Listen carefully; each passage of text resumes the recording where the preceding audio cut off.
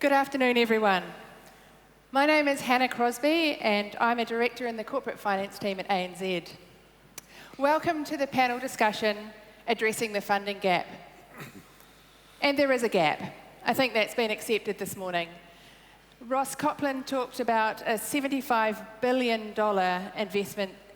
infrastructure investment deficit. So how do we fund it? And how do we ensure that these long-term assets and the funding for them is fair from a generational and geographic perspective? You've just listened to some representatives from local government talk about the challenges of funding infrastructure for our growing cities. Now, local governments were constrained prior to the pandemic, and we've all heard that COVID has only put more pressure on them. So, central government went into the pandemic with a lot stronger balance sheet, so can they help? And is there a role for iwi or the private sector to get involved? What tools do we have at our disposal? And how do we ensure that the broader interests of the communities we serve are being served properly? So I'm pleased to be sitting here with some representatives from central government to give us some thoughts about how we can solve these problems. On my left, I have Robert Pigou, the head of Provincial Development Unit. I've got Hamiora Bowket from Te Puni Kōkiri and Andrew Crisp over here from the Ministry of Housing and Urban Development. So I'd like to start with what your ministries have been doing already, because there's been a bit of talk about starting again and resetting things this morning. I think it'd be good to have an opportunity to hear what's being done to date. So Robert, how has the Provincial Development Unit structured funding for regional projects that addresses the funding gap? Thanks very much, Hannah, and delighted to be back here. I remember addressing this forum last year. It was a bit earlier than this, when the Provincial Development Unit was really just getting out of the blocks. The Provincial Development Unit and its fund, the Provincial Growth Fund, was an experiment launched by the last coalition government to try and address what was seen by the government as underinvestment in the regions over the last 20 or 30 years. It wasn't designed to be a silver bullet. It was very much focused on certain regions, although not all regions other than the metropolitan areas were ruled out. It was a $3 billion fund initially, and at the time many people struggled to understand how we would invest $3 billion over 3 years. We managed to do that, and those were investments that were in many, many small parts of regional New Zealand that had not seen central government invest in any form of assets in those towns or in those regions for a long, long time. We were able to do that in a way that I think was testament to the conviction that the coalition government had to just try and do new things. We were not hamstrung by a lot of rules. We had the flexibility to create funding structures and long-term funding structures and compliance regimes that very much were in line with what local communities wanted. We worked closely with the local communities, with local government, with council, with EDAs, with iwi, to find out what they wanted and then to help them prioritise their projects. It was not a Wellington central, Wellington-dominated list of projects that we funded. We couldn't do all, but we tried to focus on those which were deemed to be of most importance to those towns in those parts of regional New Zealand that wanted to partake of the regional of the Provincial Growth Fund.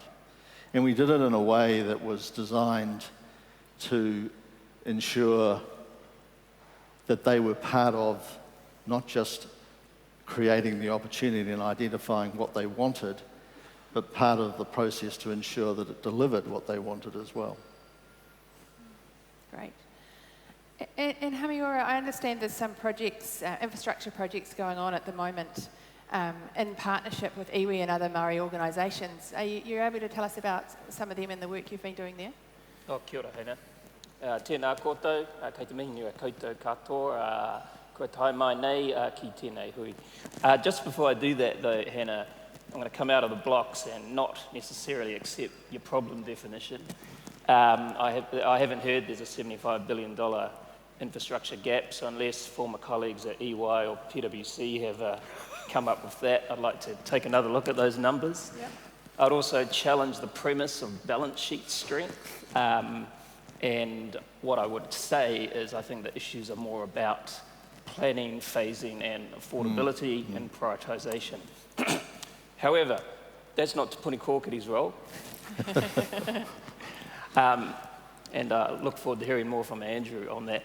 But absolutely, and I think an important part of this discussion, and just echoing Robert's words, there may be, and it's something we've talked about for a long time, but greater roles for iwi and Māori organisations and funding infrastructure. The PDU and the PGF work closely with the Puni Kōkiri regional staff to connect iwi, hapu and Māori organisations to a range of projects, and pay tribute to the PGF's work where, particularly in isolated regions that hadn't received to date much investment, some of the biggest investments this country has seen for the last couple of decades. So pay tribute to Ben Dalton as well for that work. Sure.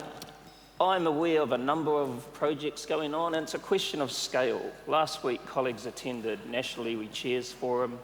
15 iwi asset managers presented a range of projects they're working on, some in partnership with local government, some in partnership with central government, some off their own back. So I think it's a question of how do we get a sense of what this landscape looks like and what opportunities work for which entities. Kia ora.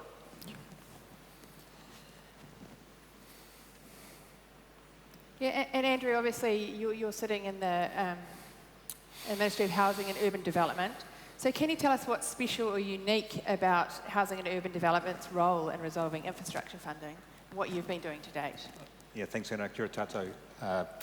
We're a new organisation. We're 2 years old, and at its core we provide policy advice to the government around housing and urban matters.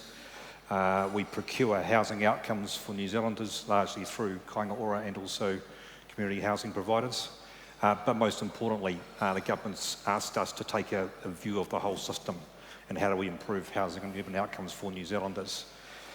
I think it's useful just to provide some context around the funding and financing question more broadly, and picking up some of the discussions this morning. Just to remind ourselves what we're actually dealing with here, and I do put things rather simply.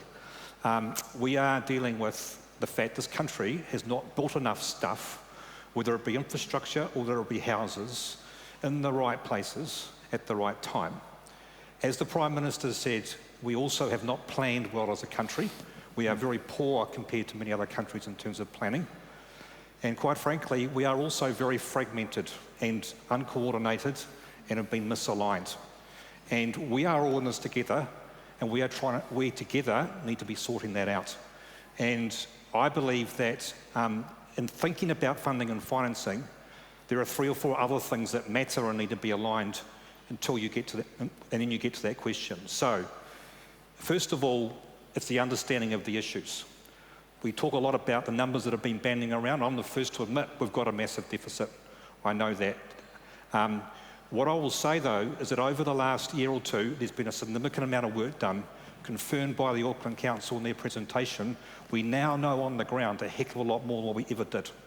The information coming across my desk is far richer, far nuanced. A whole lot more information about the legacy issues that are facing us, a whole lot more information about some of the growth aspirations that we have. So the understanding we have as a country in the infrastructure space is a long way ahead of what it was before. We've heard a lot, secondly, we've heard a lot today about strategy and vision, and again, I couldn't agree more. Things are happening in that space. There's a lot to be done.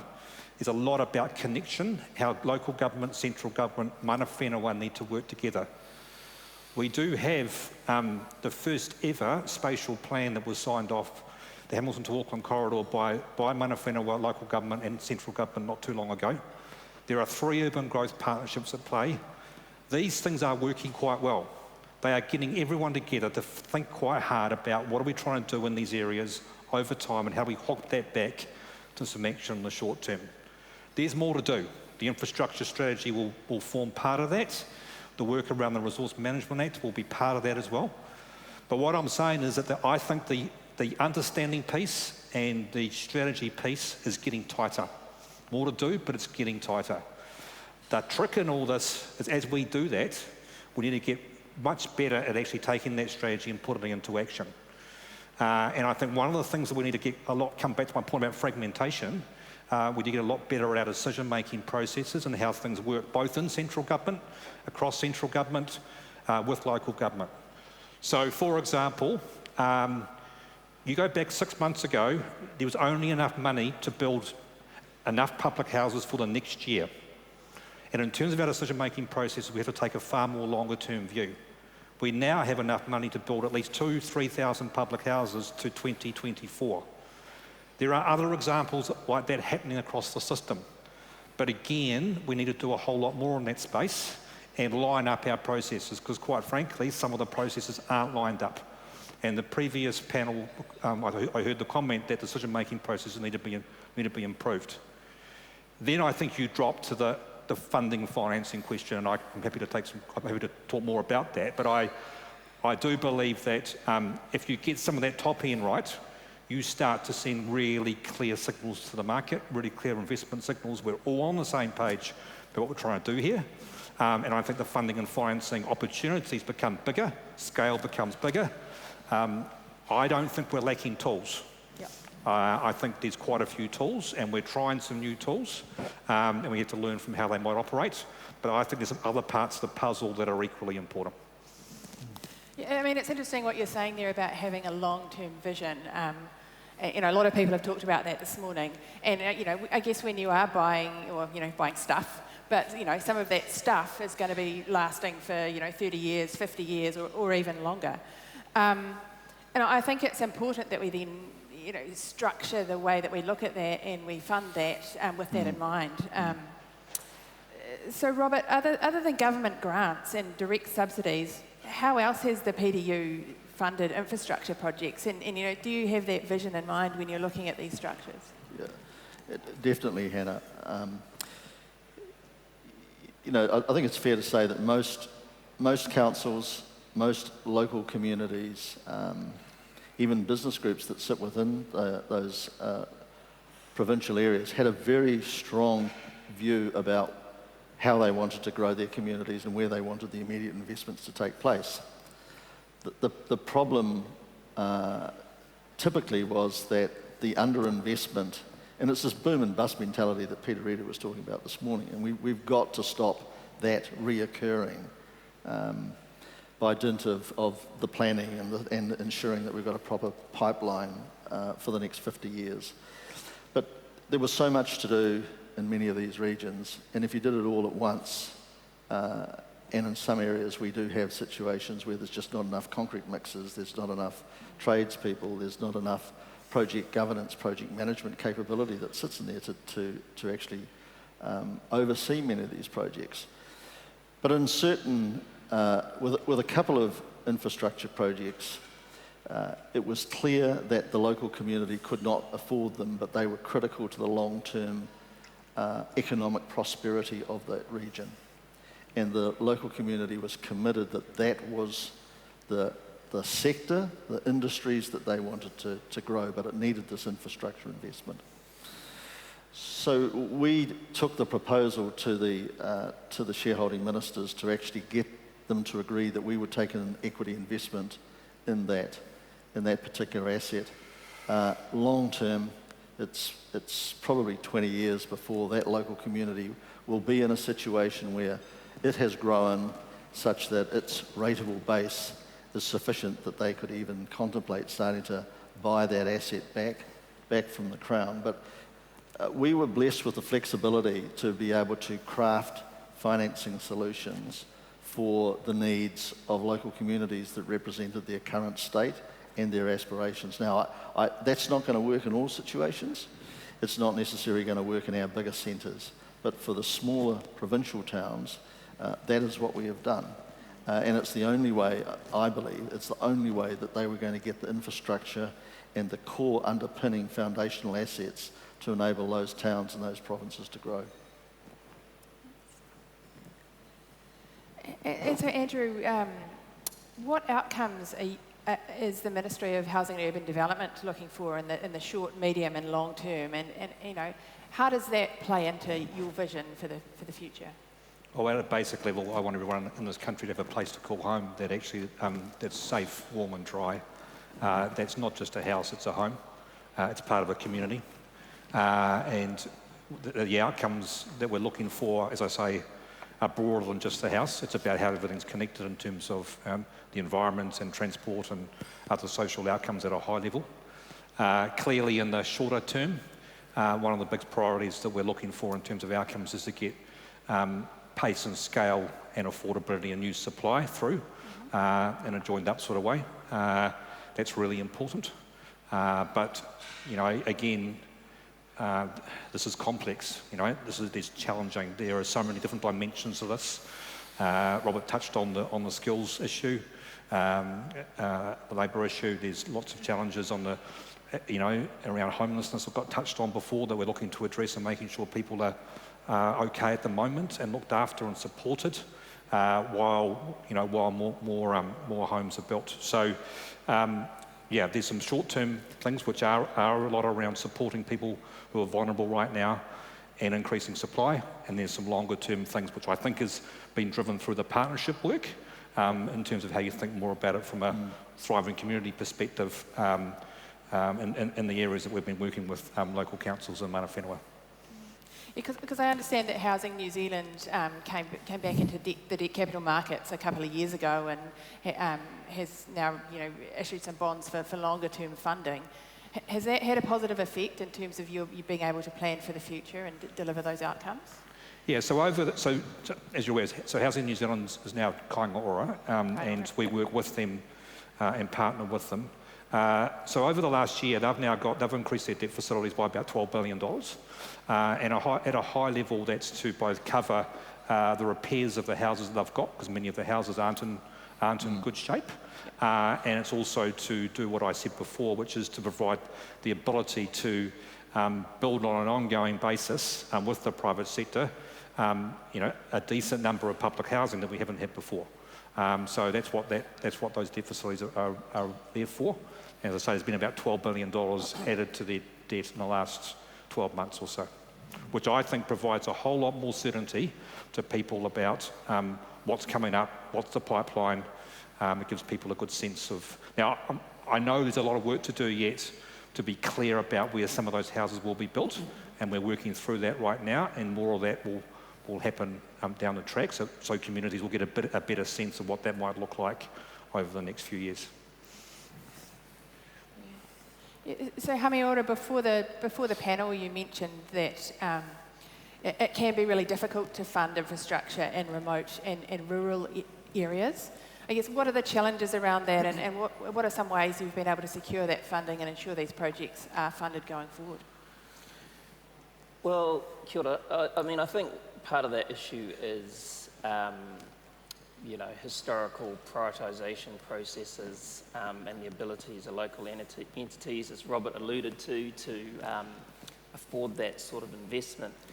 But a couple of things, the question you asked, Robert, earlier, the PGF did have quite a lot of flexibility in its ability to structure transactions that, you know, government departments like TPK, for instance, can't do. But in identifying those partners, I think, and I'm taking off my public servant hat and now sort of harking back to my career as a professional advisor, iwi groups and groups that have some backing behind them have always been interested, have always been interested in those sorts of transactions. But to me, it's always been about what's the role, what are the incentives at play, does the kaupapa appeal to the sort of broader whānau community, hapu backing, you know, do those things all line up? Because in some of those situations, you might get deals that they still need to be commercially attractive, but they might have different concessions and different elements. And it's trying to tap into some of that, particularly when I think about the East Coast, when I think about iwi like Ngāti Kahungunu, who are looking for opportunities, but they kind of have to hit all those requirements. And also Andrew's reference to some of Kāinga Ora's work. Well, there was some great work done between, admittedly it's in an urban setting, Porerua, but still a setting with socio-economic issues facing it, and work Kāinga Ora did with Matt Ray and Ngāti Toa and some of those transactions. So this stuff's happening. It's just a question of, like in any deal or transaction, how do you get like-minded parties together to work towards a sort of shared vision and goal that's going to achieve all the outcomes they desire? And some are commercial, some are about our people, many are about wanting our people to have safe, dry, secure accommodation. When that works, actually, the boundaries to success, well, they're removed. Yeah. I think Hamiora, you're dead right. If the intentions are right and people come with the right approach and attitude to the table, then anything's possible. And if you've got a large enough balance sheet or fund available, then you start to get people that gravitate towards the issue. We've co-funded projects with large iwi that are basically core infrastructure projects for their long-term asset holding aspirations, but it's been done on a commercial basis. It's not a grant. It's a commercial transaction, probably with longer term funding than they would probably get from one of the banks, possibly with the ANZ. But it fitted with what their aspirations were. We've seen other areas where the fund and the PDU was able to bring the local council, iwi, hapu, and the business community to the table to jointly develop the infrastructure that they wanted for their town to actually go in a completely different direction. You know, that was fundamentally going to change the way the town operated, the type of assets that it had available to attract new people to come into the fishing sector or the marine sector or something like that. And I do believe that if there's sufficient will, sufficient flexibility, but also sufficient money available to actually deal with the certainly at a provincial New Zealand level, then it is possible to come up with solutions that work for everybody. Yeah. So you think, Hamiora, there is a desire on the part of iwi to invest long term in some of these assets if given the opportunity and the right opportunity presents itself? No, I do, and you're speaking a little reasonably frankly, but not too frank. We, TBK, were a little bit disappointed that not as many iwi or Māori projects as we would have liked to kind of made it through the CIP process. Yeah. There's nothing wrong with that. I think what it told us is the requirements for that process meant you had to be genuinely ready to go, not just with a good idea or a nice business case pulled together. So I think that's an issue too, readiness, capability. But if you can move beyond that tranche of expenditure, which was for specific reasons, and take a slightly longer time frame to think about strategic projects that are well planned, well sequenced, you've got a proper pipeline in place and it's been done deliberately and thoughtfully, then you will find that groups we maybe hadn't initially thought of can slot into the machine a lot easier. Yeah. So Andrew, this morning there was a poll and it indicated that most people thought that infrastructure funding and financing was the main impediment to building more houses. I guess, do you agree with that? And, are there some tools like potentially the IFF legislation that might assist with that going forward? Clearly that's what a number of people in this room think. I absolutely believe it is a critical issue we have to work our way through. What I've said before, and I'll reiterate, I think there are many other factors that are at play here.